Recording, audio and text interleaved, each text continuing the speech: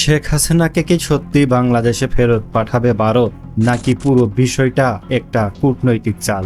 একটু খেয়াল করেন, ভারত এবার বলছে শেখ হাসিনাকে ফেরত পাঠানোর অনুরোধ তারা পর্যালোচনা করছে। Yes, we have received the request, and this request is being examined as part of ongoing judicial and internal legal processes. We remain committed to the best interests of the people of Bangladesh.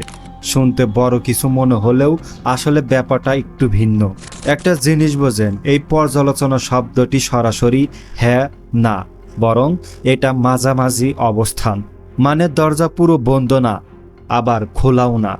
দ্বিতীয়ত বড় issue হচ্ছে বাংলাদেশে তার বিরুদ্ধে মৃত্যুদণ্ডের রায় আছে, আর ভারত সাধারণত এমন কেসে কাউকে ফেরত দেয় না, মানবিক কারণ দেখায়।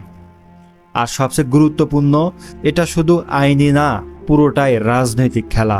ভারত একদিকে নতুন সরকারের সাথে সম্পর্ক ঠিক রাখতে চায়, আবার শেখ হাসিনাকে একটা স্ট্র্যাটেজিক কার্ড হিসেবেও রাখছে। তাই দেখেন, এখনই কেবল পাঠানোর সম্ভাবনা কম, কিন্তু চাপ তৈরির জন্য এই ইস্যুটা সামনে আনা হচ্ছে।